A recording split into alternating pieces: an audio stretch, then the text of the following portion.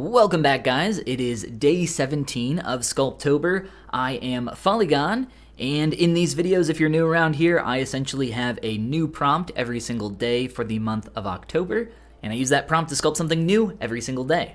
If you're new around here, click that subscribe button, and if you want to learn more about digital sculpting, check out gumroad.com/Follygon.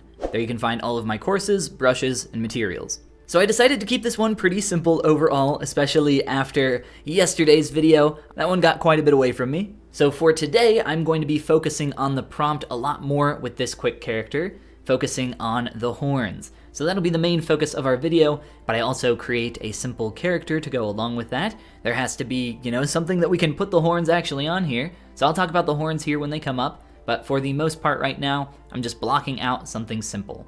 I was just kind of playing around with a bunch of different shapes. I didn't really have too much in terms of inspiration with this one. So the early stages I spent just creating the basic mannequin that I was going to put the horns on. At this point of the process, I actually wasn't even sure what I was going to do with the base. I had an idea for some horns or some basic shapes that I wanted to play around with in terms of shape language. I wanted to make something that felt sharp and angular and kind of play around with that.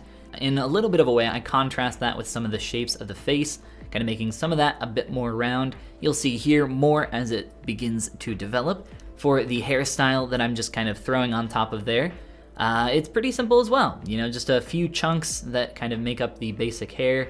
I didn't really add any detail or anything to that. For the basic style here, I kept it pretty simple overall. But even though I really wanted to focus on the horns, I still had to, spend a little bit of time creating some of the stuff around it.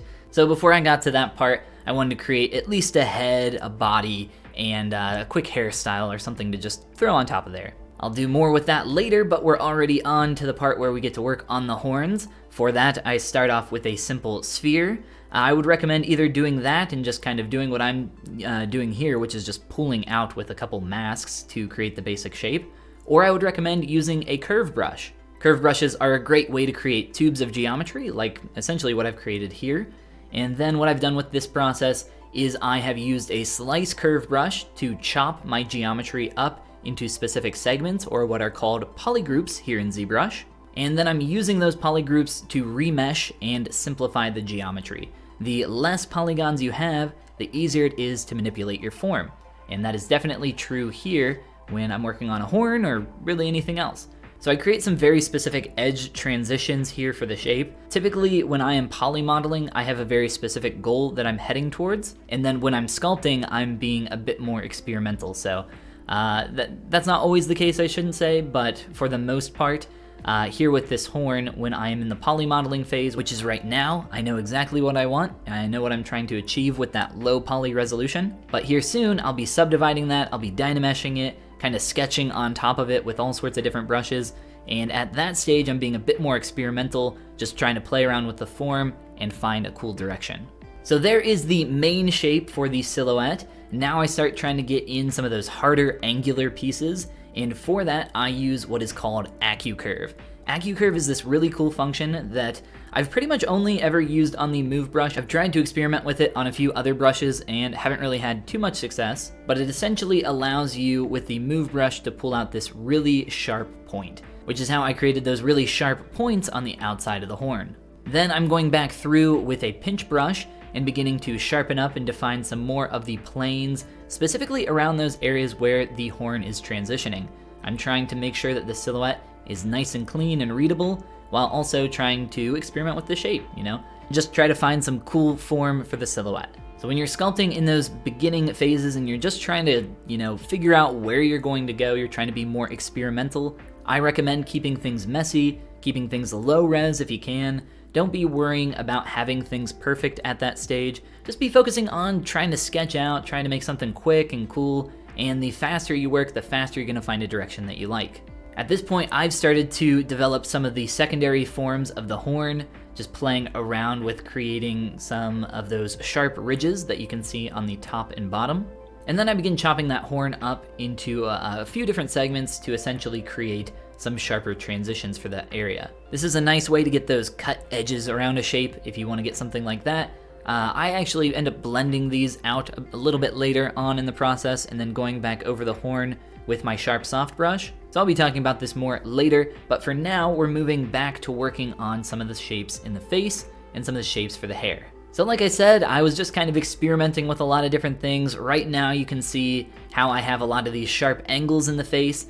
I was honestly even considering just leaving this as kind of a base mannequin, and then I was going to focus a bit more time on the horns, but I thought that was kind of boring. I wanted to make it a little bit more visually interesting than that. So I decided to do a bit more with the face, create some very simple eyes, some simple eyebrows, and a quick, little nose and mouth. Nothing complicated at all. Very, very simple, very stylized, and very round. I played around with the shape language there in an attempt to contrast that with the sharp forms in the horn. There's a lot of different ways that you can implement the fundamental of contrast in your sculpts or in your artwork as a whole. I've talked a lot about it here during Sculptober for different aspects of your character's silhouette. I think there's a lot of really cool things that you can do with that, but you can also do that in areas like shape language, like I've done here. In this regard, it's slightly, in a humorous aspect where I have these big, kind of sharp, kind of gnarly horns going on the head, and then I end up creating this soft and cute girl underneath, supporting them. But I didn't set out with that goal initially. I just kind of started playing around with some different shapes, and things, took shape over time. But to do that, I had to stay loose and just kind of keep things rough, keep sketching out some different ideas, and you'll see how things kind of evolve over time here. That's what I really enjoy about being able to watch these back myself so quick after I've done them. It's really cool to just see how things take shape very quickly. Some more work on the hair to begin making that just a little bit more visually interesting.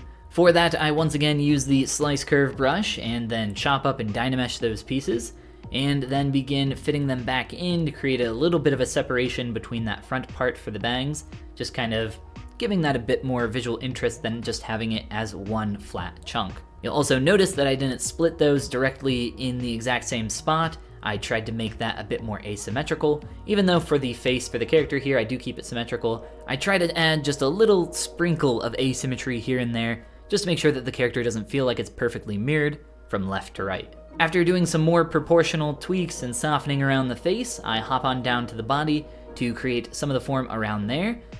This I was not going to spend any time on at all, so I keep it all extremely rough, mainly using Dynamesh and simple primitive geometry to begin shaping up the forms. So I threw on 2 spheres, as you saw, to create the arms there, one for the shoulder transition, one for the arm, and then I did the exact same thing for the chest here, just threw on a sphere that's obviously mirrored across to create the breast, and then I begin going over top of that with things like my clay brush, my pinch brush, and my trim brush to begin planing out the major forms. You can see that I put this really hard kind of pinch line across the breast. Looks really awkward, but as I start to kind of sculpt over that, keep it nice and rough, eventually that starts to make a bit more sense from the silhouette, and then I can go back through after I'm done and start softening a lot of that form. Now, I'm not actually attempting to sculpt anatomy here. I'm actually just trying to create a really basic, simple shape, because this is actually just going to be clothing. So the form here is actually going to be softened even more as I begin creating and working more on that area. So you can see that I begin chopping some stuff up here, I begin creating a mask, and then I use that mask to essentially extract out the form for a shirt. Now, I don't actually use the standard extraction features here in ZBrush. I'm not a huge fan of them. They are a little tough to work with. There's, multiple reasons why I don't like using them.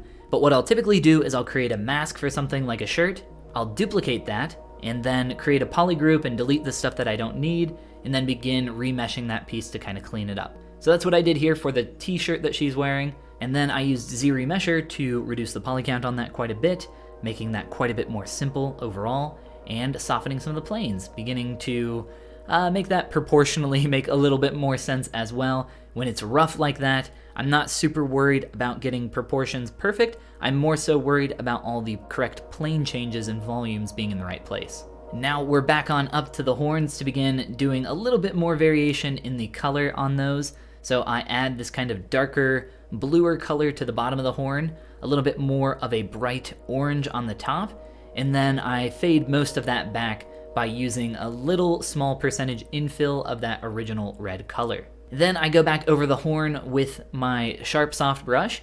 I use this to create a bit more texture with this, I kind of just do it all by hand. I find most form and texture to be a lot more organic that way. I think it's fine to use things like texture stamps or alphas for the most part, but you know, after you do that, you have to go back through, make sure that things aren't feeling too automatic. When you use a lot of that kind of stuff, I think it's very obvious that they were used if you're not careful, and especially if you use them all over something. So if I had an alpha that I really liked that I could have used on this horn, that might have been fine as an initial pass, but after I'm done doing something like that, you have to go back over it and give it a little bit of that human touch. Then I just do a bit more cleanup here with my mech cut brush, just kind of making sure that the planes are heading in the direction that I need for some of the stuff that was a little bit messier towards the bottom. I go back through, do a little bit of softening, a little bit of cleaning with the smooth brush. You have to be really careful though, very destructive brush if you're not careful. So for the most part, I would recommend using things like trim dynamic brushes, H-polish, or if you have any other trim brush that you like using, like my personal trim brush here, which is of course available on my brush download over on my Gumroad. I switch up the eyes here really quick at the end, just throwing in a couple quick stretched out spheres to simplify that, to make the character feel maybe a bit more cute. I felt like the expression was maybe a little bit too hard, or even just the shape of the eye was pretty awkward. I wasn't a huge fan of that. So after a little bit more cleanup there, a little of adjusting to the poly paint for the face, that is pretty much it, other than some very simple last minute tweaks like doing a little more asymmetry to the hair, giving the back of the head a little bit more of a separation between the segments for the hair, and maybe some very, very tiny corrections after that. But hey, that's pretty much going to do it for us, guys. Thank you so much for watching. Click that subscribe button if you're new around here. And if you're looking for some cool downloads like my brushes or materials or anything like that, you guys can check out gumroad.com/Follygon. And that's going to be all for this one, guys, and I will see you tomorrow for day 18 of Sculptober with the prompt Destroy.